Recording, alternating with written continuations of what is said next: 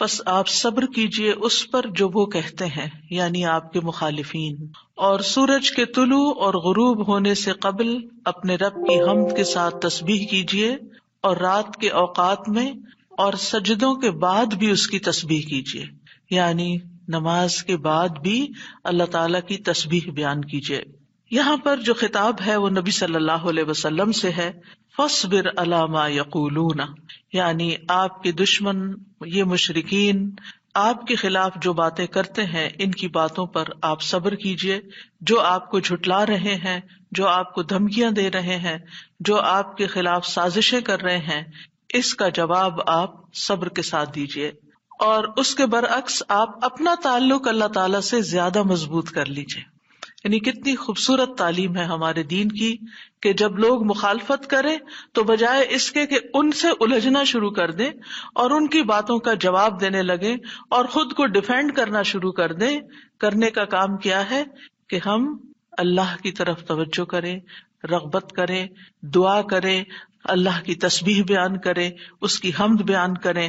اسی لیے آگے فرمایا وَسَبِّحْ بِحَمْدِ رَبِّكَ، اور اپنے رب کی حمد کے ساتھ اس کی تسبیح بیان کریں، یعنی اللہ سبحانہ وتعالیٰ کو ان باتوں سے پاک قرار دیں جو باتیں یہ مشرکین اللہ سبحانہ وتعالیٰ سے منسوب کرتے ہیں، اور اس کے ساتھ ساتھ اللہ سبحانہ وتعالیٰ کی شان بلند کریں، اس کی تعریف بیان کریں، اس کی ایسی صفات بیان کریں جو اس کے شایان شان ہیں، اور یہ نفی اور اس بات دونوں مل کر اللہ کے کمال کو ثابت کرتے ہیں۔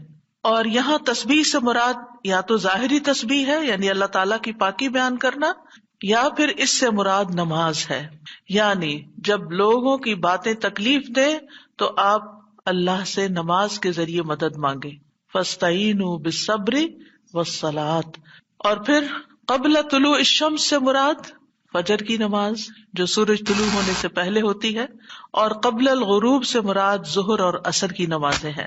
وَمِنَ اللَّيْلِ فَسَبِّحْهُ، اس سے مراد رات کی نماز یعنی عشاء اور تہجد کی نماز ہے، اور مغرب بھی رات کا ہی ایک حصہ ہو جاتا ہے کیونکہ سورج غروب ہو چکا ہوتا ہے۔ یعنی ان تمام احوال میں اللہ تعالیٰ کی تسبیح بیان کریں، اور تسبیح سے مراد یعنی سورج کے طلوع ہونے اور غروب ہونے سے پہلے جو تسبیحات ہمیں بتائی گئی ہیں وہ پڑھیں، اور اگر اس سے مراد نماز ہے تو پھر اس سے مراد نماز میں اللہ کا ذکر، اور اس کے علاوہ وَأَدْبَارَ السُّجُودِ، اور سجدوں کے بعد بھی۔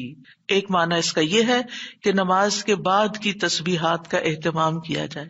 بہت سے لوگوں کو دیکھا گیا وہ نماز پڑھتے بس اٹھ جاتے ہیں، تسبیح نہیں کرتے، جبکہ یہاں اللہ سبحانہ وتعالیٰ خاص طور پر حکم دے رہے ہیں کہ نماز کے بعد تسبیح بیٹھ کر کرنی چاہیے، یہ نماز کے بعد کا ذکر ہے۔ مجاہد ابن عباس سے روایت کرتے ہیں کہ اللہ تعالیٰ نے آپ صلی اللہ علیہ وسلم کو تمام نمازوں کے بعد تسبیح پڑھنے کا حکم دیا ہے، اور وہ اس آیت کی تشریح کر رہے تھے وہ ادبار السجود کی۔ مجاہد کہتے ہیں اس سے مراد فرض نماز کے بعد تسبیح کرنا ہے۔ تو یہ نوٹ کر لیجئے کہ ساری نماز مکمل کرنے کے بعد نہیں بلکہ فرض نماز پڑھنے کے بعد تسبیح کریں۔ دوسرا معنی اس کا کیا کیا گیا ہے کہ فرض نماز کے بعد نفل نماز بھی پڑھیں، کیونکہ صبح عربی میں نفل نماز کے لیے بھی آتا ہے، یعنی فرض نماز کے بعد نفلی نماز بھی ادا کریں۔ اور تیسرا معنی اس کا کیا گیا ہے کہ مغرب کی نماز کے بعد 2 رکعت بھی پڑھیں، یعنی ان کو بھی تسبیح کا نام دیا گیا ہے۔ اسی طرح سورۃ الطور میں اللہ تعالیٰ فرماتے ہیں وَاصْبِرْ لِحُكْمِ رَبِّكَ فَإِنَّكَ بِأَعْيُنِنَا وَسَبِّحْ بِحَمْدِ رَبِّكَ حِينَ تَقُومُ وَمِنَ اللَّيْلِ فَسَبِّحْهُ وَإِدْبَارَ النُّجُومِ۔ اور آپ اپنے رب کے حکم کے آنے تک صبر کیجئے، پس بے شک آپ ہماری نگاہوں کے سامنے ہیں، اور جس وقت آپ کھڑے ہوتے ہیں آپ اپنے رب کی حمد کے ساتھ تسبیح کیجئے، اور رات کو بھی اور ستاروں کے پلٹنے کے بعد بھی اس کی تسبیح کیجئے۔ یہاں بھی نبی صلی اللہ علیہ وسلم کو صبر کا حکم دیا گیا ہے کہ آپ اپنے رب کا حکم آنے تک صبر کرتے رہیں۔ فَإِنَّكَ بِأَعْيُنِنَا، آپ ہماری نگاہوں کے سامنے ہیں، آپ ہماری توجہ میں ہیں، ہماری نظروں میں ہیں، ہمارے علم میں ہیں، آپ ہماری حفاظت میں ہیں، یعنی عربی کے محاورے کے مطابق کوئی نگاہوں میں ہو کا مطلب یہ کہ ہم اس کی نگرانی کر رہے ہیں، حفاظت کر رہے ہیں. جسے موسیٰ علیہ السلام کے بارے میں اللہ تعالیٰ نے فرمایا وَلِتُصْنَعَ عَلَىٰ عَيْنِي، تاکہ آپ کی پرورش میری آنکھوں کے سامنے کی جائے، یعنی میری حفاظت اور حراست کے ساتھ. اور وَسَبِّحْ بِحَمْدِ رَبِّكَ حِينَ تَقُومُ، اس کا معنی ہے کہ جب آپ مجلس سے اٹھیں تو تسبیح کریں، جب نیند سے اٹھیں تو تسبیح کریں، جب نماز کے لیے اٹھیں تو تسبیح کریں، اور نماز میں بھی تسبیح کریں. اور اسی طرح تسبیح کے دو اور معنی بھی کیے گئے ہیں کہ رکوع اور سجدوں میں تسبیح کریں، اور پھر دعائے استفتاح میں تسبیح کریں، سبحانک اللہم و بحمدک، یہاں بھی تسبیح ہے. تو آپ دیکھ رہے ہیں کہ ہم دن میں کتنی بار اللہ سبحانہ و تعالیٰ کی تسبیح بیان کرتے ہیں. وَمِنَ اللَّيْلِ فَسَبِّحْ، رات میں بھی تسبیح کریں، اور اس سے مراد رات کی نماز، رات کی تسبیح ہے. جیسے بیڈ پہ جاتے ہوئے تسبیحات فاطمہ نبی صلی اللہ علیہ وسلم نے حضرت فاطمہ کو سکھائی تھی تاکہ ان کی تھکاوٹ دور ہو جائے. نماز کے علاوہ بھی تسبیح کرتے رہنا چاہیے. ادبار النجوم کے بھی 3 معنی ہیں. ایک معنی کیا گیا ہے فجر سے پہلے کی 2 رکعتیں پڑھنا. نبی صلی اللہ علیہ وسلم یہ رکعتیں نہ سفر میں چھوڑتے تھے نہ گھر میں، کبھی بھی آپ نے یہ سنت نماز نہیں چھوڑی. اور پھر اسی طرح اس سے مراد فجر کی 2 رکعات بھی لی گئی، اور نماز کے بعد کی تسبیح بھی مراد ہے. ان دونوں آیات سے پتہ چلتا ہے کہ نماز کے بعد بھی ذکر کرنے کی اہمیت اور ضرورت ہے، جس سے بہت سے لوگ غافل ہوتے ہیں. قرآن مجید میں اللہ تعالیٰ فرماتے ہیں فَإِذَا قَضَيْتُمُ الصَّلَاةَ فَاذْكُرُوا اللَّهَ قِيَامًا وَقُعُودًا وَعَلَى جُنُوبِكُمْ، پھر جب تم نماز پوری کر چکو تو اللہ کو کھڑے، بیٹھے اور اپنے پہلوؤں پر لیٹے ہوئے یاد کرو. یعنی بعض اوقات ایسا ہوتا ہے کہ آپ نماز پڑھ لیتے ہیں اور پھر سمجھتے ہیں کہ ہم اللہ کے ذکر سے فارغ ہو گئے اور اب ہم دنیا کے کام میں لگ جائیں. ہاں، دنیا کے کام 2-3 طرح سے ہی ہوتے ہیں. یا کھڑے ہو کے کوئی کام ہو رہا ہوتا ہے، آپ کچن میں چلے جاتے ہیں، کوکنگ کر رہے ہیں، آپ اپنا ذکر جاری رکھیں. یا پھر آپ بیٹھ گئے ہیں اور بیٹھ کے کوئی کام کر رہے ہیں، تسبیح جاری رکھیں، ذکر جاری رکھیں. اور اسی طرح اگر آپ لیٹ گئے آرام کرنے کے لیے تو بھی ذکر جاری رکھیں. یعنی ہر حال میں اللہ تعالیٰ کا ذکر کرتے رہیں. اسی طرح سورہ جمعہ میں اللہ تعالیٰ فرماتے ہیں فَإِذَا قُضِيَتِ الصَّلَاةُ فَانتَشِرُوا فِي الْأَرْضِ وَابْتَغُوا مِن فَضْلِ اللَّهِ وَاذْكُرُوا اللَّهَ كَثِيرًا لَعَلَّكُمْ تُفْلِحُونَ. پھر جب نماز پوری کر لی جائے تو زمین میں پھیل جاؤ اور اللہ کے فضل سے تلاش کرو، یعنی اپنے دنیا کا کام کاروبار کرو اور اللہ کو بہت یاد کرو. یعنی اپنے بزنس آورز میں بھی، اپنی جاب پر بھی اللہ کو نہیں بھولنا. کیوں؟ لعلکم تفلحون، تاکہ تم فلاح پاؤ، کامیاب ہو جاؤ. اسی طرح اللہ سبحانہ وتعالی رمضان کے روزے مکمل کرنے کے بعد کس چیز کا حکم دیتے ہیں؟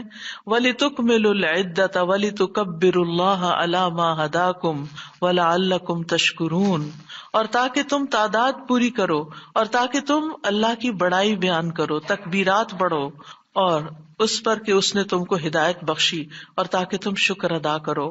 اسی طرح حج کے مناسک ادا کرنے کے بعد بھی ذکر کا حکم ہے. فَإِذَا قَضَيْتُم مَّنَاسِكَكُمْ فَاذْكُرُوا اللَّهَ كَذِكْرِكُمْ آبَاءَكُمْ أَوْ أَشَدَّ ذِكْرًا. پھر جب تم اپنے حج کے مناسک پورے کر چکو تو اللہ کو یاد کرو جس طرح اپنے باپ دادا کو یاد کیا کرتے تھے، بلکہ اس سے بھی زیادہ یاد کرنا. یعنی باپ دادا کو یاد کرنے، ماں باپ کو یاد کرنے سے بھی زیادہ اللہ کا ذکر کیا کرو، اللہ سبحانہ تعالیٰ کو زیادہ یاد کیا کرو. کیونکہ انسانوں کی یاد انسانوں کو دکھی کرتی ہے، لیکن اللہ کی یاد دلوں کے اطمینان کا باعث بنتی ہے، دلوں کے اندر سکون کا باعث بنتی ہے. الا بذکر اللہ تطمئن القلوب، خبردار اللہ کے ذکر سے دلوں کو اطمینان نصیب ہوتا ہے. تو آپ نے دیکھا کہ تمام عبادات کے بعد ذکر کا حکم ہے، تسبیح کا حکم ہے، تکبیر کا حکم ہے. اسی طرح نماز کے بعد خاص طور پر، یعنی نماز پڑھتے ہی اٹھ نہیں جانا چاہیے، بلکہ وہاں بیٹھ کر بھی اللہ کا ذکر کرنا چاہیے، اور اس میں غفلت نہیں برتنی چاہیے اور سستی نہیں ہونی چاہیے. بعض لوگ سلام پھیرتے ہی سنت پڑھنے کے لیے کھڑے ہو جاتے ہیں، جیسے آج کل تراویح میں جلدی ہوتی ہے لوگوں کو، تو بس فرض نماز پڑھی، آیت الکرسی کا بھی ٹائم نہیں ملتا کہ جلدی سے سنت کا ہوتا ہے کہ اگر آیت الکرسی پڑھنے بیٹھ گئے تو سنت رہ جائے گی، امام صاحب تراویح شروع کر دیں گے. تو میں سوچتی ہوں کہ جب گھر سے نکل ہی آئے اللہ کی یاد کے لیے تو کم از کم مسنون مستحب طریقے سے ہی ہم ساری عبادات کریں تاکہ وہ دل کو پھر اطمینان بھی نصیب ہو. بہرحال ایک نماز کے بعد فوراً اگلی نہیں شروع کر دینی چاہیے، اس کے بیچ کے وقفے میں اللہ کا ذکر کرنا چاہیے. نبی صلی اللہ علیہ وسلم فجر کی نماز کے بعد طلوع آفتاب تک نماز کی جگہ بیٹھے رہتے تھے، اور فجر ارلی شروع کرتے تھے، اندھیرے میں شروع کرتے تھے، اور فجر پڑھنے کے بعد بیٹھے رہتے اور ذکر کرتے رہتے. سماک بن حرب کہتے ہیں میں نے جابر بن سمرہ سے عرض کیا کیا آپ رسول اللہ صلی اللہ علیہ وسلم کے پاس بیٹھے تھے؟ انہوں نے فرمایا کہ ہاں بہت زیادہ، میں بہت بیٹھتا رہا ہوں آپ کے پاس. آپ اپنی نماز کی جگہ سے کھڑے نہیں ہوتے تھے جس جگہ صبح کی نماز پڑھتے تھے جب تک کہ سورج نہ نکل آتا، پھر جب سورج نکل آتا تو آپ کھڑے ہو جاتے. اسی طرح ایک اور روایت میں آتا ہے نبی صلی اللہ علیہ وسلم جب فجر کی نماز پڑھتے تھے تو اپنی جگہ بیٹھے رہتے یہاں تک کہ سورج خوب اچھی طرح طلوع ہو جاتا. تو پھر اس وقت کیا کرتے تھے؟ اشراق کے نوافل. تو اس سے آپ اندازہ لگائیں کیا ہم میں سے کوئی یہ کہہ سکتا ہے کہ میں رسول اللہ صلی اللہ علیہ وسلم سے زیادہ مصروف انسان ہوں، میں زیادہ بزی ہوں، میرے بہت کام ہے، میرے پاس بیٹھنے کا وقت نہیں ہے؟ نہیں، یہ صرف نفس کا دھوکہ ہوتا ہے. نفس ہمیں دھوکہ دیتا ہے کہ دیکھو پہلے تم اٹھے ہو تہجد کے لیے، پھر تم نے پڑھی نماز اور پھر پڑھے اذکار، اور اب تم پھر بیٹھ کے اور انتظار کرو تو اٹھو کچھ اور کام کرو. اچھا میرا وہ کام بھی ہے، میرا وہ کام بھی ہے، اور اس طرح ہم اپنے آپ کو تسلیاں دے کر اپنی جگہ سے اٹھ جاتے ہیں اور ذکر میں کوتاہی کر جاتے ہیں. جبکہ مستحب یہی ہے کہ اسی جگہ بیٹھ کر چاہے آپ تلاوت قرآن کریں، چاہے آپ صبح شام کے اذکار، یہی وقت ہے ان کا سورج نکلنے سے پہلے، اور حفاظت کے لیے جو پڑھتے ہیں وہ انہی اوقات میں پڑھے جاتے ہیں. لہٰذا اس وقت آپ وہ بھی پڑھ سکتے ہیں، آپ تسبیحات کر سکتے ہیں، آپ کوئی بھی اور ذکر، آپ قرآن مجید کا مطالعہ کر سکتے ہیں، تفسیر کی کوئی کتاب پڑھ سکتے ہیں، کوئی تفسیر کا لیکچر سن سکتے ہیں، اپنی تجوید درست کر سکتے ہیں، یعنی کہ کوئی سبق یاد کر سکتے ہیں. یعنی کوئی بھی چیز ذکر کی قسم کی آپ اس وقت میں تسلی کے ساتھ کر سکتے ہیں تاکہ یہ سنت پوری ہو جائے، کیونکہ اس کا اجر و ثواب بہت ہے. جو شخص اسی جگہ بیٹھا رہے اور پھر نفل پڑھ کے اشراق کے اٹھے تو اس کو حج عمرے کا ثواب ملتا ہے. نبی صلی اللہ علیہ وسلم نے صحابہ کو نماز کے بعد کے اذکار سکھائے. ابن تیمیہ رحمہ اللہ کہتے ہیں کہ نبی صلی اللہ علیہ وسلم جب لوگوں کو نماز پڑھاتے تھے تو آپ سلام پھیرنے کے بعد دعا نہیں کرتے تھے، اور نہ صحابہ ایسا کرتے تھے، نہ صبح کی نماز میں، نہ عصر کی نماز میں، نہ دیگر نمازوں میں، بلکہ آپ سے ثابت ہے کہ آپ اپنا چہرہ اصحاب کی طرف کر لیتے، یعنی پلٹ کے واپس بیٹھ جاتے، اللہ کا ذکر کرتے اور ان کو سکھاتے تھے. یعنی اذکار اور دعا میں تھوڑا سا فرق ہے. دعائیں زیادہ سے زیادہ سلام پھیرنے سے پہلے کر لیتے تھے، اور جو اذکار ہوتے تھے جیسے تسبیحات ہیں یا صبح شام کے اذکار ہیں یا باقی اذکار ہیں وہ بعد میں کر لیتے تھے، جیسے لا الہ الا اللہ وحدہ لا شریک لہ، اور اسی طرح دیگر اذکار جو ہیں. اور سلام پھیرنے کے بعد اللہ کا ذکر کرنا یعنی زیادہ مستحب ہے. اگرچہ دعا بھی کر سکتے ہیں، یعنی منع نہیں ہے. بعض علماء یہ کہتے ہیں کہ نبی صلی اللہ علیہ وسلم نے جو دبر الصلاۃ کا لفظ استعمال کیا نماز کے پیچھے، تو اس سے مراد نماز کے بعد بھی ہے. حضرت عائشہ کہتی ہیں کہ نماز کے بعد کے اذکار شیشے کو صاف کرنے کے بعد اس کو چمکانے کی طرح ہے. یعنی نماز میں آپ نے اپنی صفائی کر لی اور اب بعد کے اذکار کے جو آپ کو اور زیادہ چمکا رہے ہیں. نماز نور ہے، یہ دل کو صاف کر دیتی ہے، دل کو روشن کر دیتی ہے جیسے کہ شیشے کو صاف کیا جاتا ہے. اور نماز کے بعد ذکر کرنا ایسا ہے جیسا کہ شیشے کو چمکایا جاتا ہے. فرشتے بھی دعائیں کرتے ہیں. رسول اللہ صلی اللہ علیہ وسلم نے فرمایا جب تک تم اپنے مصلی پر جہاں تم نے نماز پڑھی تھی بیٹھے رہو اور ریاح خارج نہ کرو، گیس پاس نہ کرو، تو فرشتے تم پر برابر درود بھیجتے رہتے ہیں. یعنی اگر کوئی شخص فجر کی نماز پڑھ کے اپنے وضو کی حالت میں سورج نکلنے تک بیٹھا رہتا ہے تو آپ اپنے لیے بھی ذکر کر رہے ہیں اور فرشتے بھی آپ کے لیے دعائیں کر رہے ہیں. کیا دعا کرتے ہیں؟ اللہم اغفر لہ، اللہم ارحمہ، اے اللہ اس کی مغفرت فرما، اے اللہ اس پر رحم فرما. اور یہ اس وقت تک ہوتا رہتا ہے جب تک وہ وضو توڑ کر فرشتوں کو تکلیف نہ پہنچائے. یعنی جب گیس پاس ہوتی ہے اور اس کی اسمیل سے پھر فرشتوں کو تکلیف ہوتی ہے، تو فرشتے جو ہیں وہ پیاز کی اسمیل اور لہسن کی اور جسم سے نکلنے والے، اگر پسینہ بہت آ رہا ہے اور کپڑے نہیں آپ تبدیل کرتے، رات کے کپڑوں میں ہی اٹھ کے نماز شروع کر دیتے ہیں اور وہ اسمیلی کپڑے ہوتے ہیں، تو اس سے فرشتے آپ سے دور رہتے ہیں. اور اسی طرح اگر یعنی خوراک میں کوئی ایسی چیز ہے کہ آپ کی گیس میں بہت اسمیل ہے، تو یہ چیز بھی فرشتوں کو تکلیف دیتی ہے اگر آپ مصلی پر بیٹھے ہیں یا آپ ذکر کی حالت میں ہیں. پھر اس وقت ذکر کرنا جو ہے اولاد اسماعیل سے غلام آزاد کرنے سے افضل عمل ہے، خاص طور پر اگر ہم لا الہ الا اللہ وحدہ لا شریک لہ والی تسبیح پڑھتے ہیں. ابو امامہ سے مروی ہے رسول اللہ صلی اللہ علیہ وسلم نے فرمایا، سورج طلوع ہونے تک میں بیٹھ کر اللہ تعالیٰ کا ذکر کروں، اس کی بڑائی، اس کی حمد و تسبیح اور تحلیل کروں، یہ مجھے اولاد اسماعیل میں سے 2 غلام آزاد کرنے سے زیادہ محبوب. یعنی اس وقت کا ذکر ایسا ہے جیسے آپ نے اتنا بڑا صدقہ بھی کر دیا. اسی طرح عصر کے بعد سورج غروب ہونے تک ذکر کرنا مجھے اولاد اسماعیل میں سے 4 غلام آزاد کرنے سے زیادہ محبوب ہے.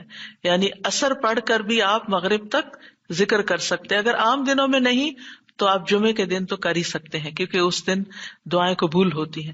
لیکن عموماً ہم اپنی غفلت اور سستی کی وجہ سے کوئی اور کام شروع کر دیتے ہیں اور ہم ان قیمتی اوقات کی قدر نہیں کرتے، ہماری پرائرٹیز نہیں ہوتی. یعنی انسان کو جب پتہ چلتا ہے کہ یہ بزنس کا پیک آور ہے تو وہ کیا کرتا ہے، اس وقت کہیں اور سیر کو چلا جاتا ہے؟ نہیں، اس وقت وہ سارے کام چھوڑ کر اس کام کی طرف متوجہ ہو جاتا ہے جو اس کو سب سے زیادہ فائدہ دینے والا ہے. تو اسی طرح بعض سلف صالحین کہتے ہیں کہ ہم نے جمعے کے دن عصر کے بعد مغرب تک جو دعا کی ہماری قبول ہوئی. یعنی یہ قبولیت دعا کا خاص وقت ہوتا ہے. جیسے صبح کا وقت بکرتن نماز فجر سے لے کر سورج نکلنے تک کا ہے، بڑا ہی قیمتی وقت ہے ذکر اذکار کے لیے. اسی طرح عصر کی نماز سے لے کر مغرب تک کا وقت بھی بڑا ہی قیمتی ہے. تو اس میں آپ دیکھیے خصوصاً آج کل آپ روزے سے ہیں، روزہ دار کی بھی دعا قبول ہوتی ہے، اور اس میں بھی امت کے نیک لوگوں کا طریقہ یہی رہا ہے کہ وہ روزہ کھلنے سے پہلے سارے کام چھوڑ دیتے تھے اور ذکر اذکار میں مصروف ہو جاتے تھے، دعائیں کرنے میں مصروف ہو جاتے تھے. تو آپ بھی اپنے لیے کچھ پلان اس طرح کریں کہ جمعے کا دن اور ہم کم از کم رمضان کا مہینہ عصر کا وقت جو ہے اس سے پہلے اپنے کام ختم کر کے مصلی پہ بیٹھے یا کرسی پہ بیٹھے یا لیٹنا چاہتے تو لیٹ جائیں، کیونکہ پہلی آیت یہی بتائی گئی تھی نا کہ آپ کھڑے یا بیٹھے یا لیٹے ہر حال میں اللہ کا ذکر کر سکتے ہیں. الذین یذکرون اللہ قیاما وقعودا وعلی جنوبہم، وہ جو اللہ کا ذکر کرتے ہیں کھڑے، بیٹھے اور لیٹے، جس بھی پوزیشن میں آپ کرنا چاہیں آپ ذکر کر سکتے ہیں. اور اس میں تسبیح کیجیے، حمد و ثنا کیجیے اللہ تعالیٰ کی، اور دعائیں مانگیے. اور الحمدللہ ہمارے پاس کتابوں کی شکل میں دعاؤں کا اتنا پیارا ذخیرہ ہے، جو مسنون اوتھینٹک دعائیں قرآن و سنت سے ہم نے جمع کی ہیں.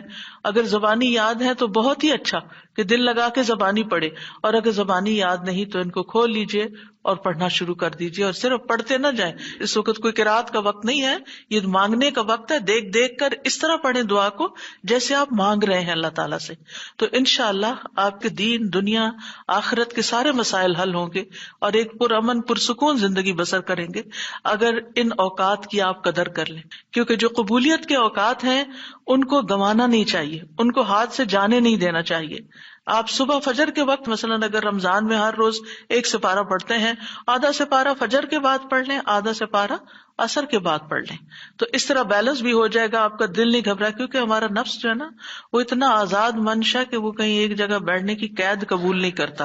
وہ بار بار ہمیں کہتا ہے اچھا فون چیک کر لو، اچھا وہ کر لو، وہ کر لو، اور توجہ اور یکسوئی سے ہمیں ذکر اذکار نہیں کرنے دیتا.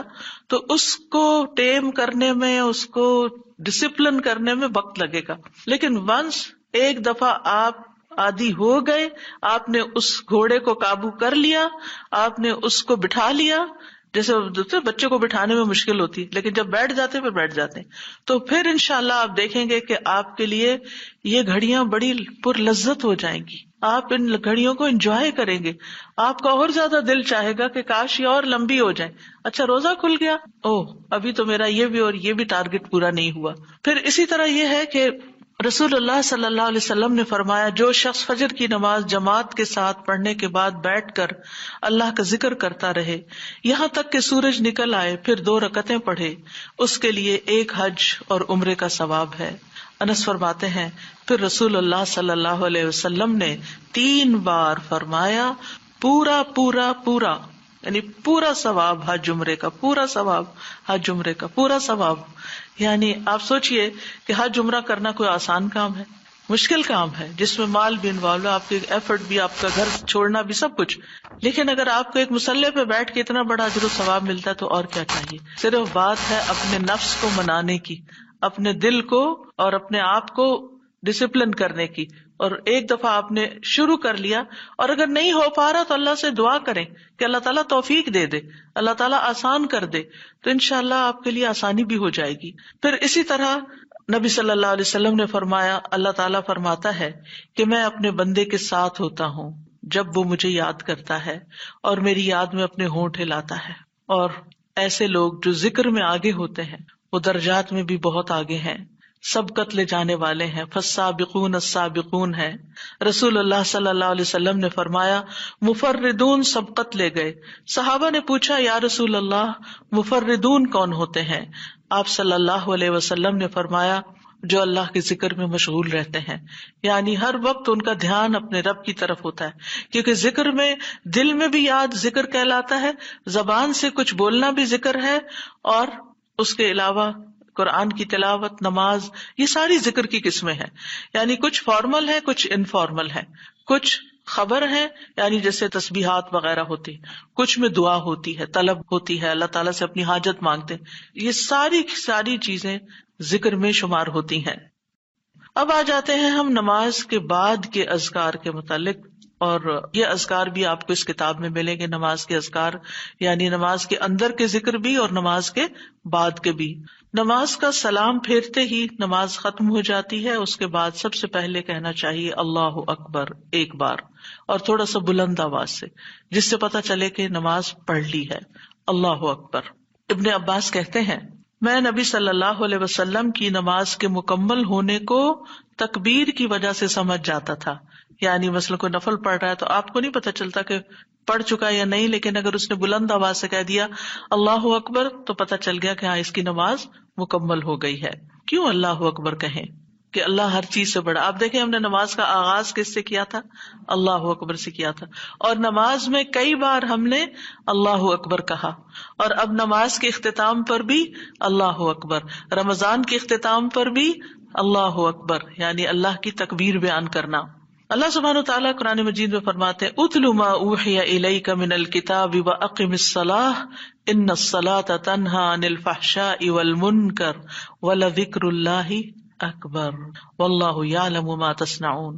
کتاب میں سے جو آپ کی طرف وحی کیا گیا ہے اس کی تلاوت کیجیے اور نماز قائم کیجیے، بے شک نماز بے حیائی اور برائی سے روکتی ہے، اور یقیناً اللہ کا ذکر تو سب سے بڑی چیز ہے، اور اللہ کو معلوم ہے جو کچھ تم کرتے ہو۔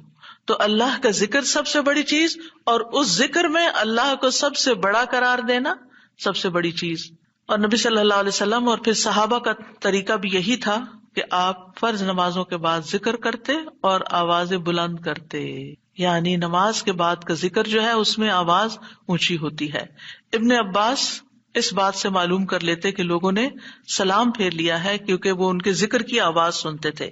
یعنی مطلب یہ ہے کہ نماز کے بعد اللہ اکبر بھی اونچی آواز میں، استغفر اللہ استغفر اللہ استغفر اللہ یہ بھی ذرا اونچی آواز میں، یعنی ایک ہوتا ہے سری ذکر یعنی دل ہی دل میں پکارنا، اور ایک ہوتا ہے جاہری جس میں یہ ذکر جو نماز کے بعد ہوتا ہے اس کو تھوڑا اونچی آواز میں کرنا چاہیے، اور جس طرح وتر ختم ہونے کے بعد سبحان الملک القدوس سبحان الملک القدوس سبحان الملک القدوس ذرا اونچی آواز میں کہنا چاہیے۔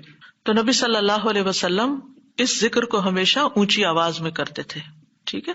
یعنی آپ کی اقتداء، آپ کی پیروی ہر معاملے میں یہ عبادت کے درجات کو بڑھا دیتی ہے۔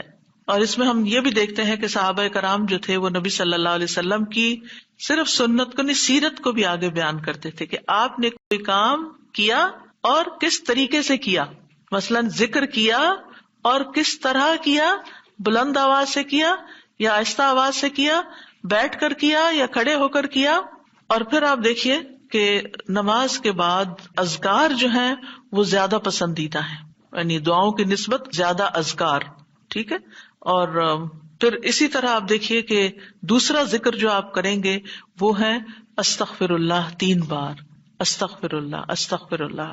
ثوبان کہتے ہیں رسول اللہ صلی اللہ علیہ وسلم جب اپنی نماز سے فارغ ہوتے تھے تو 3 مرتبہ استغفار فرماتے تھے، 3 بار استغفار کرتے.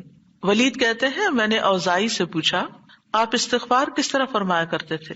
تو انہوں نے کہا آپ فرماتے تھے استغفر اللہ استغفر اللہ. اب نماز پڑھ لی ہے، استغفر اللہ کیوں؟ اس لیے کہ ہم تو نماز کا حق بھی ادا نہیں کرتے. ہمارا دھیان کہاں سے کہاں چلا جاتا ہے، ہم کئی دفعہ بھول جاتے ہیں، ہمیں سجدہ سہو کرنا تک یاد نہیں رہتا، ہمیں کچھ پتا نہیں ہوتا ہم نے کون سی سورت پڑھی، کیا تلاوت کی. ہو سکتا ہے تلاوت میں کوئی غلطی کر دیں، ہو سکتا ہے کہ تسبیح کی جگہ کچھ اور پڑھ دیں بھول چوک کے.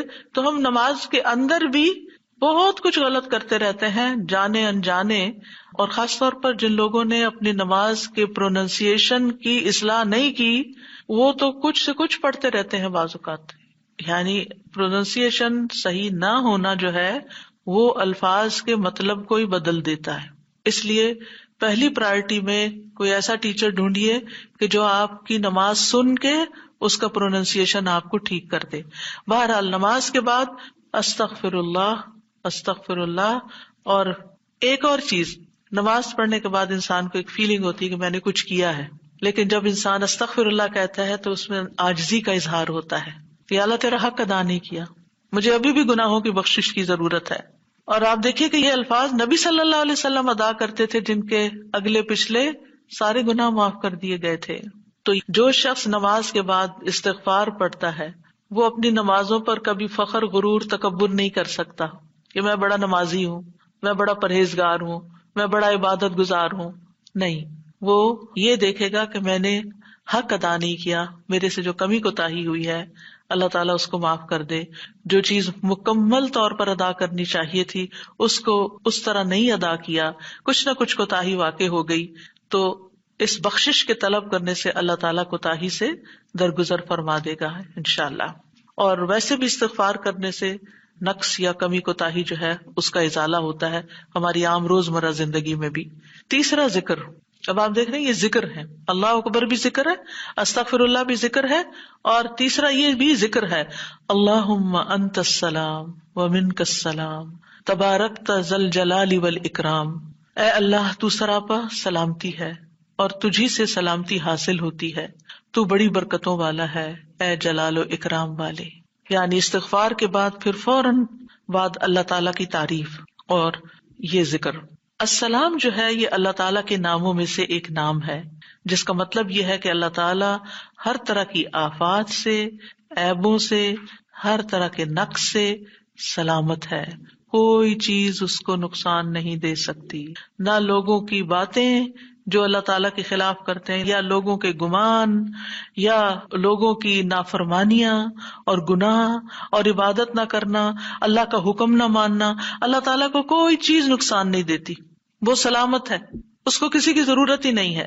یہ جو کچھ ہم کرتے ہیں، ذکر ہو عبادت ہو، یہ اپنے ہی فائدے کے لیے کرتے ہیں، اللہ تعالیٰ پر کچھ احسان نہیں ہے. تو ہم یہ کہتے ہیں اللہم انت السلام کہ اللہ تعالیٰ آپ سراسر سلامتی ہیں اور آپ کا ہر فعل جو ہے وہ ظلم سے سلامت ہے، پاک ہے، ہر شر سے پاک ہے. آپ کی تقدیر، آپ کے فیصلے، ہر چیز سلامتی پر مبنی ہے.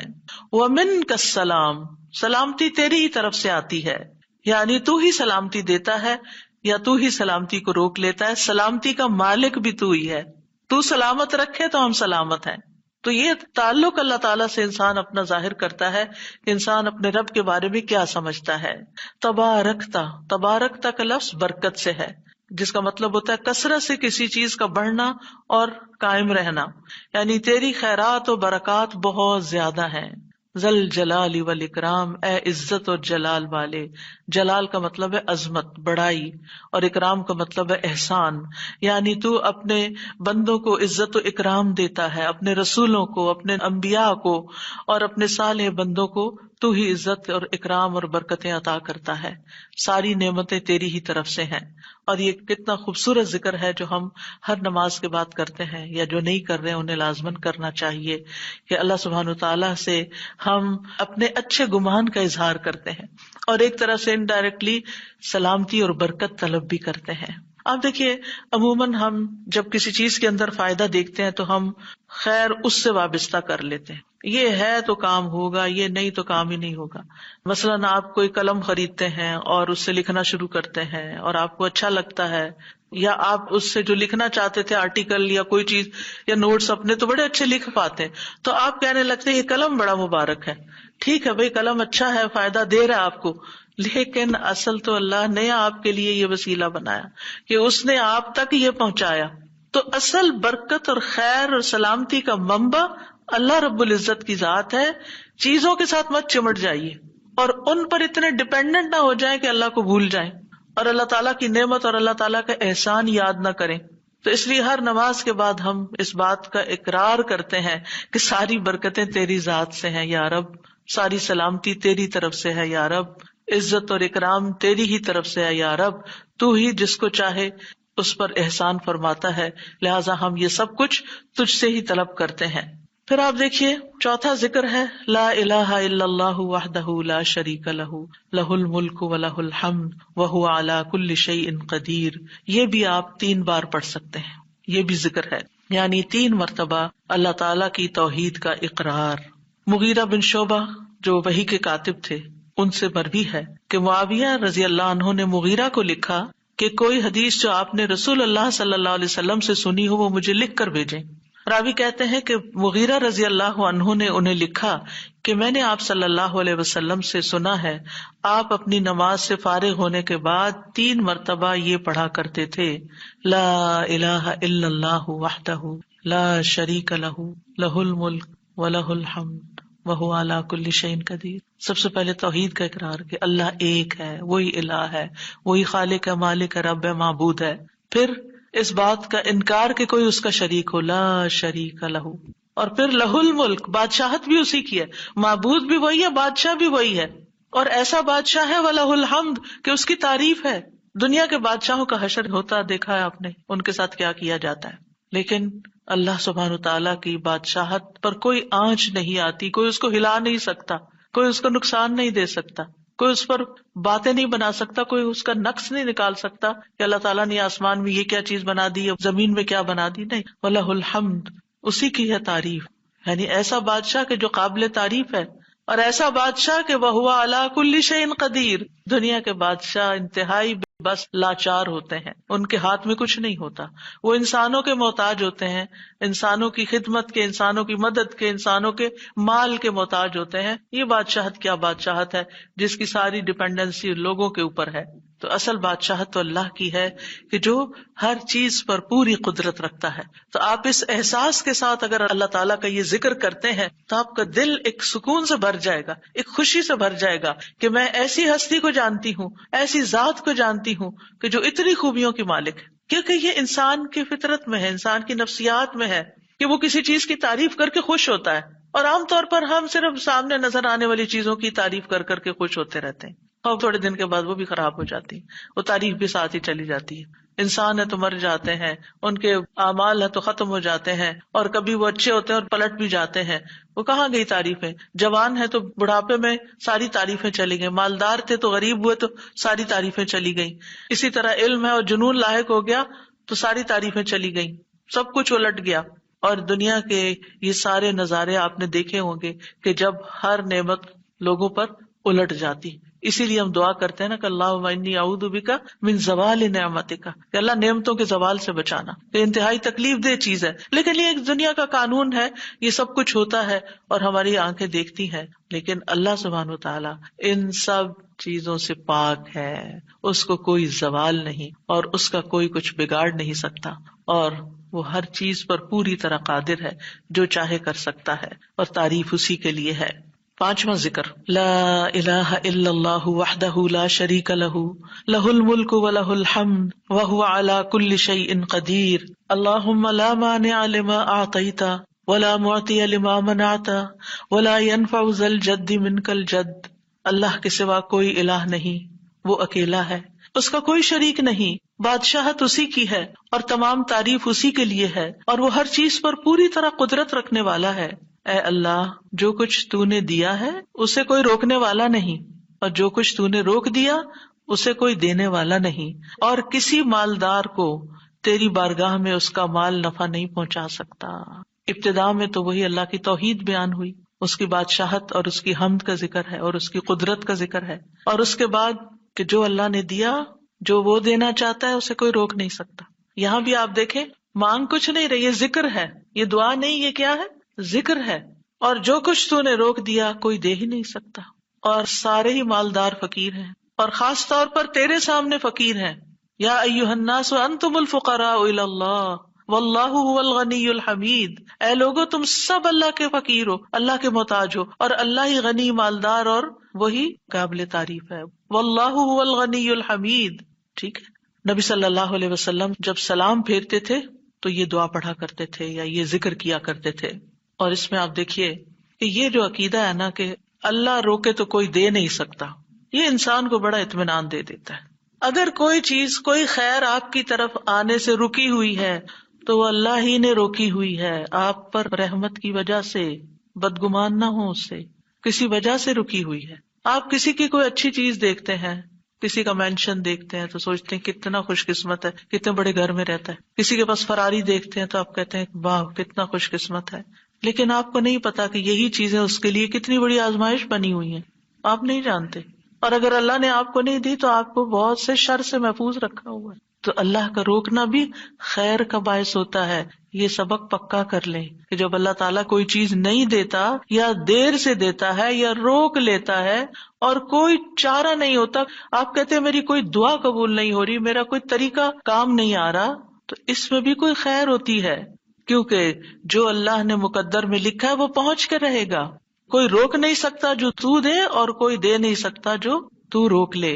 اور جسے اللہ نے آپ کے مقدر میں لکھا ہے وہ آپ تک آئے گا ہی آئے گا. سورۃ فاطر میں اللہ تعالیٰ فرماتے ہیں ما یفتح اللہ للناس من رحمت فلا ممسک لها وما یمسک فلا مرسل له من بعدہ وہو العزیز الحکیم. جو کچھ اللہ لوگوں کے لیے رحمت میں سے کھول دے اسے کوئی بند کرنے والا نہیں، اور جو وہ بند کر دے اس کے بعد اسے کوئی کھولنے والا نہیں. حدیث میں آتا ہے ما اصابک لم یکن لیخطئک وانما اخطأک لم یکن لیصیبک. جو کچھ تمہیں پہنچا وہ تم سے خطا ہونے والا نہیں تھا، اور جو نہیں ملا وہ ہرگز ملنے والا نہیں تھا. قرآن مجید میں سورۃ الرعد میں اللہ تعالیٰ فرماتے ہیں وَإِذَا أَرَادَ اللَّهُ بِقَوْمٍ سُوءًا فَلَا مَرَدَّ لَهُ. جب اللہ کسی قوم کے ساتھ برائی کا ارادہ کر لیتا ہے تو اس کو کوئی پھیرنے والا نہیں، کوئی سپر پاور اس ملک کی مدد نہیں کر سکتی اگر اللہ نے اس کے لیے جنگ کا فتنہ یا کسی اور طرح کی کوئی آزمائش لکھی ہے. یہ اللہ کے فیصلے ہوتے ہیں. یا اللہ نے کسی قوم کو تباہ کرنے کا فیصلہ کر لیا ہو تو کوئی اس کو روک نہیں سکتا. لہٰذا ہمیں اللہ پر ہی بھروسہ کرنا چاہیے، اور ہر حال میں ایسی پریشان کن باتوں پر اللہ تعالیٰ ہی کی طرف رجوع کر لینا چاہیے. یاد رکھیے اگر کوئی چیز نہیں ملی تو اللہ تعالیٰ کو الزام مت دیں، اللہ تعالیٰ سے ناراض نہیں ہو، اللہ تعالیٰ سے بدظن نہیں ہو. یہ روکنا اس کی رحمت ہے. انسان اگر ان دو جملوں پر ایمان لے آئے تو پھر اس کا مکمل بھروسہ اللہ کی ذات پر ہو جائے گا. وہ رزق کے بارے میں اللہ پر ہی توکل کرے گا، نقصان کو دور کرنے اور بھلائی کو پانے کے لیے اللہ پر ہی بھروسہ کرے گا. وہ اللہ کو اپنے لیے کافی سمجھے گا. یعنی جہاں کہیں دل چھوٹا ہوا، جہاں کہیں کوئی پریشانی آئی، کہتے حسبی اللہ و نعم الوکیل. اللہ کار ساز یعنی کام بنانے والا اللہ ہی میرے لیے کافی ہے، وہ میرا کام بنائے گا، وہ میری مشکل آسان کرے گا. تو یہ توحید ربوبیت اور الوہیت پر مشتمل جملے ہیں. ابن تیمیہ کہتے ہیں یہ حدیث دو عظیم اصولوں پر مشتمل ہے. نمبر 1 توحید ربوبیت، اور وہ ہے جسے اللہ دینا چاہے اسے کوئی روک نہیں سکتا، اور جسے وہ روک دے اسے کوئی نہیں دے سکتا. بس بندہ اللہ ہی پر توکل کرتا ہے اور اسی سے مانگتا رہتا ہے، کیونکہ دینا جو اس نے ہے. تو پھر کسی اور سے کیوں مانگے گا، کسی اور سے توقع لگا کے کیوں بیٹھ جائے گا، کسی اور کے در پہ کیوں جائے گا. اس کو پتا ہے صرف اللہ ہی نے کرنا ہے جو کرنا ہے. اس سے عقیدہ توحید پکا ہوتا چلا جاتا ہے کہ صرف اللہ ہی نے کرنا ہے. اور توحید الوہیت ولا ينفع ذا الجد منك الجد. عام طور پر انسان یہ سمجھتا ہے میرے پاس مال ہے، مجھے کوئی مشکل نہیں، یعنی جب کوئی کام سامنے آتا ہے نا تو فوراً دیکھتا ہے کتنا ہے بینک میں، کتنا کیش رکھا ہے، کیا ہے میرے پاس، کتنی پراپرٹی ہے، یعنی فوراً انسان کا دماغ گھوم کے اس طرف چلا جاتا ہے نا، بہت ہے، انف ہے، کام ہو جائے گا۔ اللہ چاہے گا تو ہوگا، صرف آپ کے مال سے کچھ نہیں ہوتا۔ آپ سارا لگا دیں، بزنس میں پورا لاس ہو سکتا ہے، پھر بتائیے آپ کے مال نے آپ کو کیا فائدہ دیا؟ کچھ نہیں ہو سکتا جب تک اللہ نہ چاہے۔ مال بھی جب فائدہ دیتا ہے جب اللہ چاہتا ہے، اولاد بھی جب فائدے کی ہوتی ہے جب اللہ چاہتا ہے۔ کسی انسان سے فائدہ صرف اس وقت پہنچتا ہے جب اللہ چاہتا ہے۔ آپ نے دیکھا ہوگا کتنے ہی اچھے سے اچھے لوگ ہوتے ہیں، ہر وقت کام آنے والے، ایک وقت ایسا آتا ہے وہ ایسے بےچارے مجبور ہوتے ہیں کہ ان کو نہ کرنی پڑتی ہے کہ بھائی سوری یہ نہیں کر سکتے، کیونکہ سب کچھ ان کے اختیار میں نہیں ہے، سب کچھ ان کے بس میں نہیں ہے۔ اسی طرح انسان کے پاس بعض اوقات کوئی عہدہ ہوتا ہے، انفلوئنس ہوتا ہے، وہ سمجھتا ہے یہ عہدہ ہے میرے پاس، میں سب کچھ کر سکتا، نہیں کر سکتے۔ آپ نے دیکھا ہوگا دنیا کے بڑے بڑے ملکوں کے جو حکمران ہوتے ہیں کتنے بے بس ہوتے ہیں، کچھ بھی نہیں ہوتا ان کے ہاتھ میں، اپنی تقدیر نہیں بنا سکتے، اپنا فائدہ نہیں کر سکتے۔ اور پھر آپ دیکھیے کہ اللہ سبحانہ وتعالیٰ دنیا اسے بھی دیتا ہے جس سے وہ محبت کرتا ہے، اور اسے بھی دیتا ہے جس سے وہ محبت نہیں کرتا۔ لیکن یاد رکھیے ایمان اس کو دیتا ہے، دین کی سمجھ اس کو دیتا ہے جس سے وہ محبت کرتا ہے۔ وَمَن يُرِدِ اللَّهُ بِهِ خَيْرًا يُفَقِّهُ فِي الدِّينِ۔ دنیا تو سب کے پاس، مومن مسلم کافر سب کے پاس ہو سکتی ہے دنیا کے بڑے بڑے فائدے ہر ایک کو مل سکتے ہیں، لیکن دین اس کو ملتا ہے جس سے اللہ محبت کرتا ہے۔ لہذا انسان کو اللہ ہی کی طرف رغبت کرنی چاہیے، اور کبھی بھی اپنے مال پہ، اپنے جاہ پہ، اپنے ریسورسز پہ، اپنی قوتوں پر، اپنے علم پر کبھی بھروسہ نہیں کرنا چاہیے کہ یہ میرے لیے کچھ بنائیں گے اور ان کی وجہ سے میں آگے بڑھ جاؤں گا اور ان کی وجہ سے میرا بہت فائدہ ہوگا۔ جب اللہ فائدہ لائے گا نا، ان میں سے کوئی ایک چیز بھی آپ کے پاس نہیں ہوگی تو آپ کا کام بن جائے گا۔ اور اگر فائدہ نہیں دینا نا اللہ نے ان ساری چیزوں کے ہوتے ہوئے، کئی دفعہ لوگ کہتے ہیں نا ہر چیز ہے میرے پاس لیکن پھر بھی میرا یہ مسئلہ حل نہیں ہوتا، معلوم نہیں کیوں رکاوٹ آ گئی، اور پھر وہ غلط سوچنا شروع کر دیتے ہیں، فلاں کی بندش ہے، فلاں کی نظر ہے، فلاں نے یہ کر دیا۔ نہیں، نفع اور نقصان دونوں اللہ کے ہاتھ میں، نہ کسی کی نظر آپ کو نقصان دے سکتی ہے، نہ کسی کا جادو آپ کو نقصان دے سکتا ہے، نہ کسی کا حسد آپ کو نقصان دے سکتا ہے اگر اللہ نہ چاہے۔ لہٰذا اسی سے دعا کرتے رہیں، اور جو پروٹیکشن کی دعائیں اس نے سکھائی ہیں وہ پڑھتے رہیں، اور باقی بھروسہ اللہ کی ذات پر کریں۔ پھر چھٹا ذکر ہے لا الہ الا اللہ وحدہ لا شریک لہ لہ الملک ولہ الحمد وہو علی کل شیء قدیر لا حول ولا قوة الا باللہ لا الہ الا اللہ ولا نعبد الا ایاہ لہ النعمۃ ولہ الفضل ولہ الثناء الحسن لا الہ الا اللہ مخلصین لہ الدین ولو کرہ الکافرون۔ اللہ کے سوا کوئی الہ نہیں، وہ اکیلا ہے، اس کا کوئی شریک نہیں، بادشاہت اسی کی ہے اور تمام تعریف اسی کے لیے ہے، اور وہ ہر چیز پر پوری طرح قدرت رکھنے والا ہے، اور گناہ سے بچنے کی طاقت اور نیکی کرنے کی طاقت اللہ کے سوا کوئی دینے والا نہیں، اللہ کے سوا کوئی الہ نہیں۔ ہم صرف اسی کی عبادت کرتے ہیں، اسی کی ساری نعمتیں ہیں، اسی کا سارا فضل ہے اور اسی کے لیے خوبصورت تعریف ہے۔ اللہ کے سوا کوئی الہ نہیں، ہم اسی کے لیے دین میں اخلاص رکھنے والے ہیں اگرچہ کافر ناپسند کریں۔ ابن زبیر سلام پھیر کر ہر نماز کے بعد یہ کہتے، اور راوی کہتے ہیں کہ انہوں نے کہا کہ رسول اللہ صلی اللہ علیہ وسلم ہر نماز کے بعد ان کلمات کے ساتھ تحلیل کیا کرتے تھے، یعنی اللہ تعالیٰ کی حمد و ثنا بیان کرتے تھے۔ یہ بھی کیا ہے نماز کے بعد کا ذکر، اور اس میں آپ دیکھیے لا الہ الا اللہ وحدہ کے علاوہ لا حول ولا قوة الا باللہ، لا حول ولا قوة الا باللہ، کہ کوئی پھیرنے کی قوت یعنی کسی برائی کو، نقصان کو دور کرنے کی، اور اسی طرح کوئی فائدہ حاصل کرنے کی قوت اللہ ہی کے پاس ہے۔ کسی گناہ سے دور ہونے اور کسی نیکی کے کرنے کی ہمت طاقت اللہ ہی کے پاس ہے۔ تو یہ لا حول ولا قوت الا باللہ بہت فائدہ دیتا ہے، اور اس کی کثرت کرنے کو کہا گیا ہے۔ اور لا الہ الا اللہ ولا نعبد الا ایاہ، ہم صرف اسی کی عبادت کرتے ہیں۔ لہ النعمۃ ولہ الفضل وَلَهُ الثَّنَاءُ الْحَسَنُ، نعمت بھی اور فضل بھی اور اچھی تعریف سب اللہ ہی کے لیے ہے، اور ہم مخلص ہو کر اللہ کی عبادت کرتے ہیں، مخلصین لہ الدین لا الہ الا اللہ وَلَوْ كَرِهَ الْكَافِرُونَ، اگرچہ کافر ناپسند کریں، ان کو ہماری توحید اچھی نہ لگے، لیکن پھر بھی ہم صرف ایک اللہ ہی کو مانتے ہیں۔ ساتویں چیز ہے تسبیحات، سبحان اللہ 33 بار، الحمدللہ 33 بار اور اللہ اکبر 33 بار، اور 34ویں بار لا الہ الا اللہ وحدہ لا شریک لہ لہ الملک ولہ الحمد وہو علی کل شیء قدیر. ہر نماز کے بعد ان تسبیحات کو پڑھنے کی فضیلت کیا ہے؟ ابو ہریرہ کہتے ہیں رسول اللہ صلی اللہ علیہ وسلم نے فرمایا، جس آدمی نے ہر نماز کے بعد 33 مرتبہ سبحان اللہ، 33 مرتبہ الحمدللہ اور 33 مرتبہ اللہ اکبر کہا تو یہ 99 کلمات ہو گئے. اور 100 کا عدد پورے کرنے کے لیے لا الہ الا اللہ وحدہ لا شریک لہ یہ ذکر کر لیا تو اس کے سارے گناہ معاف کر دیے جائیں گے، چاہے وہ سمندر کی جھاگ کے برابر ہوں.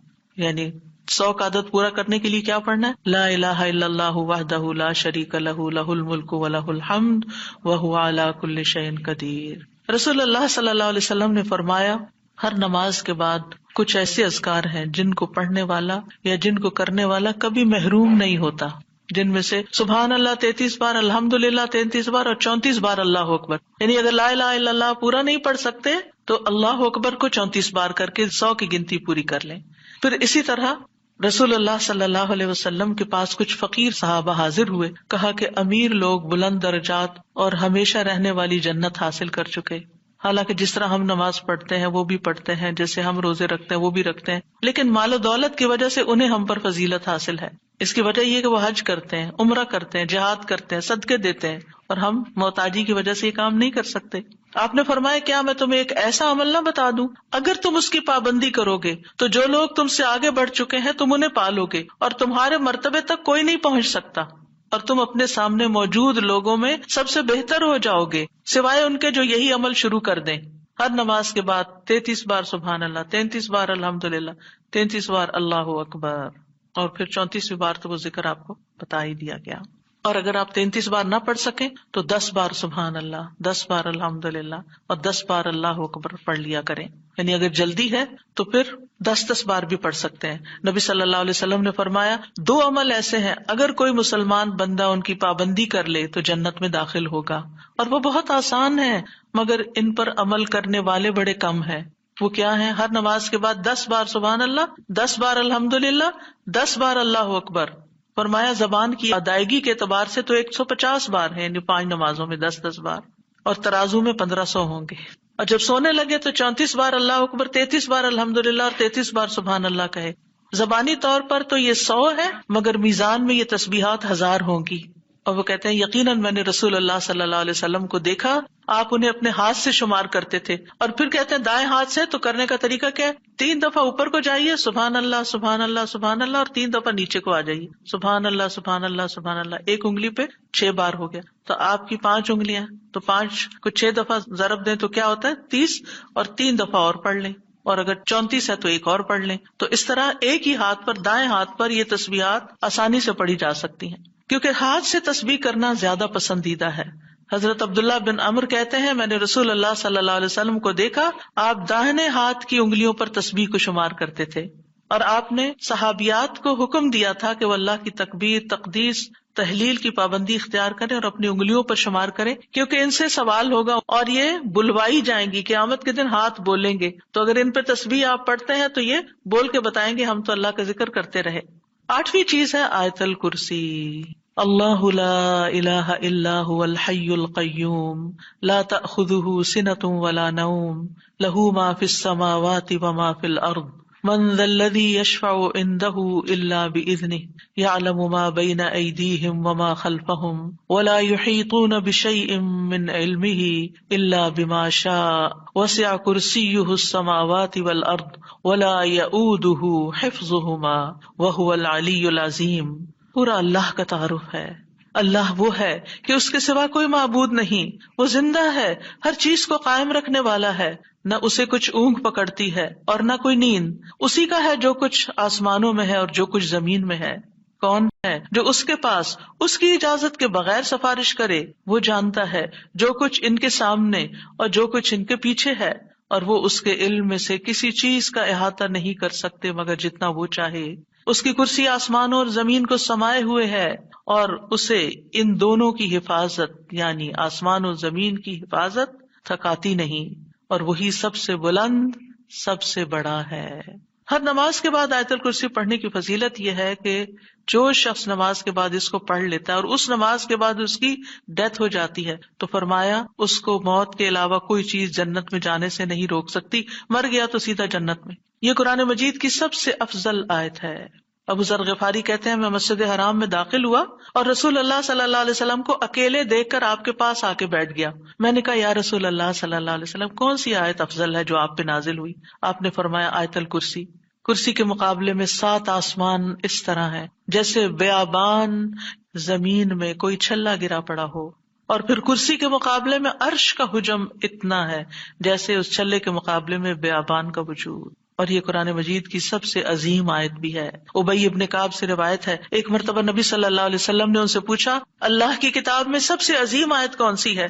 انہوں نے کہا اللہ اور اس کا رسول ہی زیادہ جانتے ہیں۔ آپ نے یہ سوال کئی مرتبہ دہرایا تو ابی ابن کعب نے کہا آیت الکرسی۔ یہ سن کر آپ نے فرمایا ابو المنذر تمہیں تمہارا علم مبارک ہو، اس ذات کی قسم جس کے ہاتھ میں میری جان ہے، عرش کے پائے کے پاس یہ اللہ بادشاہ کی پاکیزگی بیان کرتی ہوگی، اس کی ایک زبان اور 2 ہونٹ ہوں گے، یعنی جو لوگ اس پڑھیں گے وہ ان کے حق میں ایک طرح سے گواہ ہوگی۔ 9ویں چیز جو نماز کے بعد پڑھنی چاہیے وہ ہے معوذات، سورۃ الاخلاص، سورۃ الفلق، سورۃ الناس۔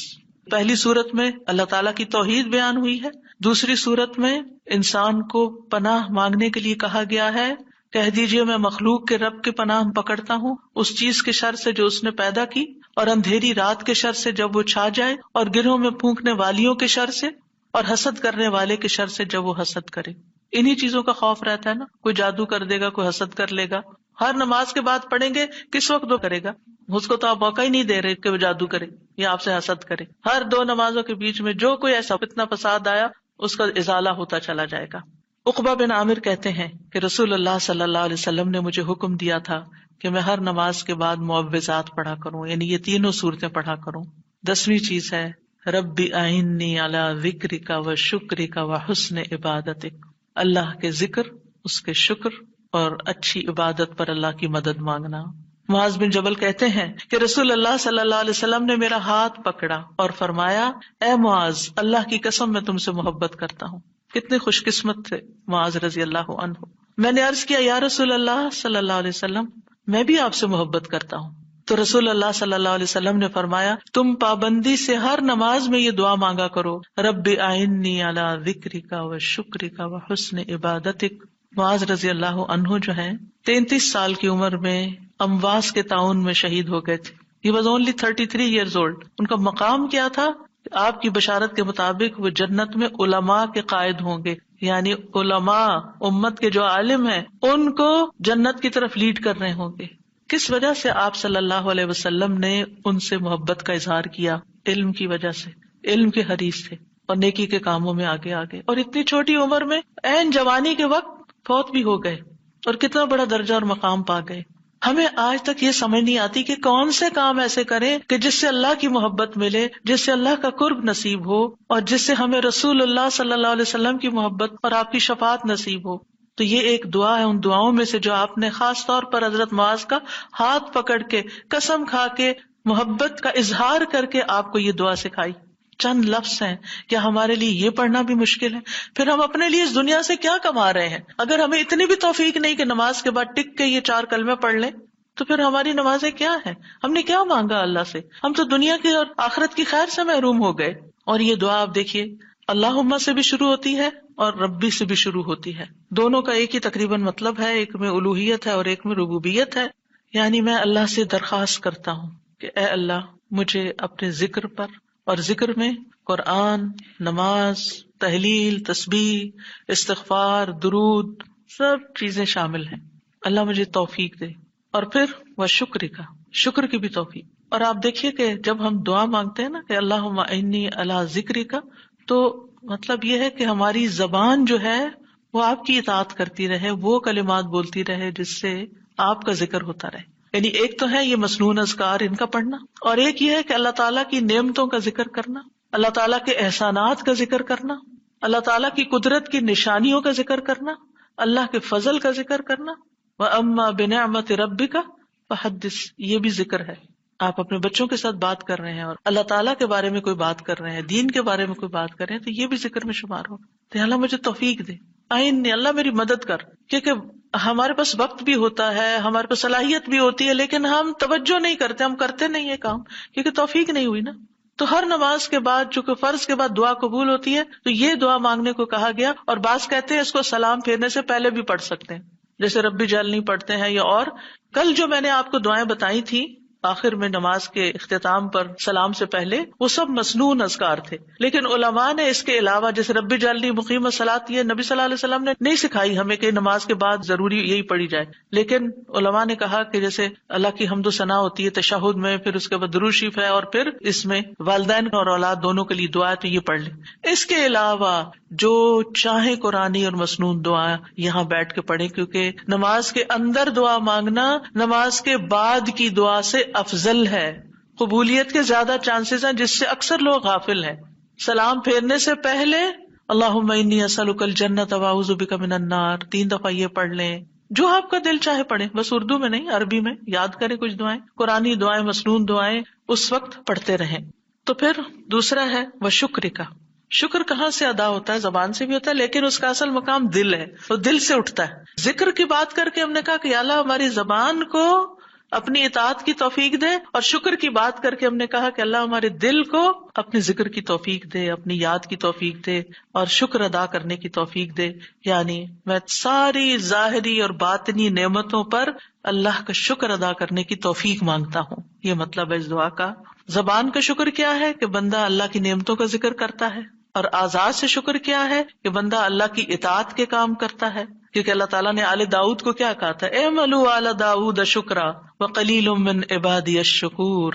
اے داؤد کے گھر والو، شکر ادا کرنے کے لیے عمل کرو، اور میرے بندوں میں کم ہی شکر گزار ہیں. اللہ کا شکوہ ہے بندوں سے، کم ہی شکر گزار. کیوں؟ اس لیے کہ شیطان نے کہا تھا وَلَا تَجِدُ أَكْثَرَهُمْ شَاكِرِينَ، کہ انسانوں کی اکثریت کو آپ شکر کرنے والا نہیں پائیں گے.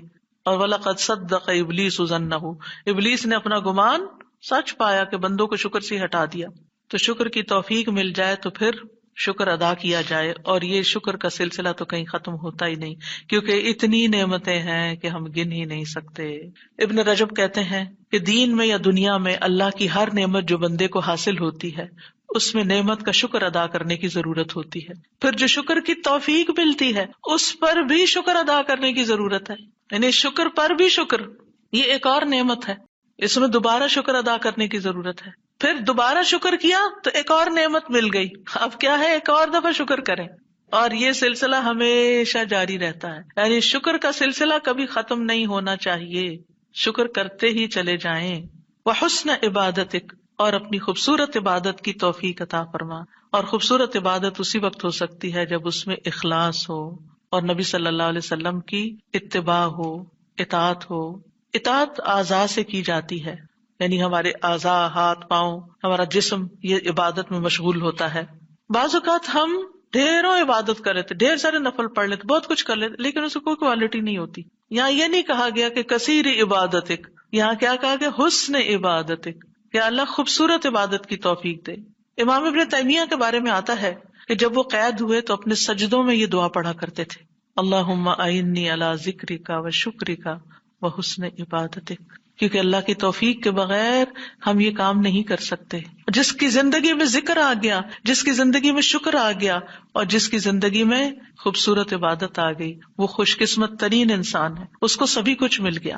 اور جو ان چیزوں سے محروم ہے پھر ہر خیر سے محروم ہے، چاہے دنیا کی قارون جیسی دولت اس کے پاس کیوں نہ ہو، پوری دنیا اس کی فین ہو، اس کی تعریفیں کرے اور اس کی فدائی شدائی ہو، کوئی فائدہ نہیں ہے. ایک اور دعا ہے رب قنی عذابک یوم تبعث عبادک، اے میرے رب مجھے اس دن کے عذاب سے بچانا جس دن تو اپنے بندوں کو اٹھائے گا. 3 بار یہ دعا، اے اللہ ہمیں اس دن کے عذاب سے بچانا جس دن تو اپنے بندوں کو اٹھائے گا. 1 دفعہ بھی پڑھی جا سکتی، 3 دفعہ کی شرط نہیں ہے. برا بن عازب کہتے ہیں جب ہم رسول اللہ صلی اللہ علیہ وسلم کے پیچھے نماز پڑھتے تھے تو ہم آپ کی دائیں طرف کھڑے ہونے کو پسند کرتے تھے تاکہ آپ ہماری طرف رخ کر کے متوجہ ہوں. برا کہتے ہیں میں نے آپ کو فرماتے ہوئے سنا، یعنی آپ پلٹ رہے تھے اور کہہ رہے تھے رب قنی عذابک یوم تبعث عبادک. یہ رات کو سوتے ہوئے بھی پڑھا کریں اور نمازوں کے بعد بھی کہ اللہ اس دن کے عذاب سے بچا لینا جس دن تو بندوں کو دوبارہ پیدا کرے گا. 13 اللہم اغفر لی ما قدمت وما اخرت وما اسررت وما اعلنت وما اسرفت وما انت اعلم به منی انت المقدم وانت المؤخر لا الہ الا انت. اے اللہ میرے وہ گناہ بخش دے جو میں پہلے کر چکا، جو میں نے بعد میں کیے، اور جو چھپے ہوئے کیے اور جو ظاہر میں کیے، اور جو میں حد سے بڑھا رہا اور وہ جن سے تو مجھ سے زیادہ باخبر ہے. تو ہی نیکی اور خیر میں آگے کرنے والا اور پیچھے کرنے والا ہے، تیرے سوا کوئی معبود نہیں. نبی صلی اللہ علیہ وسلم سلام پھیرنے کے بعد یہ دعا پڑھا کرتے تھے، یعنی اس دعا کے بارے میں ثابت ہے کہ سلام کے بعد پڑھا کرتے تھے. تو اللہم اغفر لی ما قدمت. بات یہ ہے کہ جو نیک لوگوں کی نیکیاں ہوتی ہیں وہ مقربین کے گناہ شمار ہوتے ہیں، یعنی ان کا اسٹینڈرڈ اور ہائی ہوتا ہے نا، ان کی کوالٹی اور اچھی ہوتی ہے. تو اس لیے نبی صلی اللہ علیہ وسلم کے گناہ کوئی نہیں تھے کہ جس کے لیے آپ بخشش مانگتے تھے. ایک تو ہمیں سکھانے کے لیے، اور دوسرا یہ ہے کہ نیکیوں میں سے جو کم درجے کی نیکیاں ہوں ان پر بھی. وما اخرت، اور جو عبادت مجھ سے تاخیر ہوئی، کوتاہی ہوئی، جو میں نے لیٹ کی، جس کا حق ادا نہیں کیا. وما اسررت، جو میں نے چھپایا، جو میرے دل میں وسوسے اور خیالات آئے. بعض اوقات نماز کے اندر وسوسے آنا شروع ہو جاتے ہیں، تو یا اللہ تو اس کو بھی معاف کر دے. وما اعلنت، اور جو میں نے ظاہراً کیے، یعنی وہ اقوال افعال جو سب کے سامنے، لوگوں کے سامنے کوئی بری مثال پیش کی. یعنی یہ نبی صلی اللہ علیہ وسلم کے نہیں، یہ ہمارے لیے ہے کہ ہم بعض اوقات ایسی بات کر جاتے ہیں، ایسا کام کر جاتے ہیں جو دوسروں کو پٹ آف کر دیتا ہے نیکی کے کاموں سے، یا ان کو دین سے ہٹا دیتا ہے، یا اور اسی طرح کی غلطیاں ہم کرتے ہیں. اور پھر آپ دیکھیے کہ نبی صلی اللہ علیہ وسلم کی ہمبلنس بھی اس سے پتہ چلتی ہے کہ کتنے آپ ہمبل تھے، کہ سارا کچھ کر کے، بہترین عبادت کر کے پھر بخشش بھی مانگ رہے ہیں.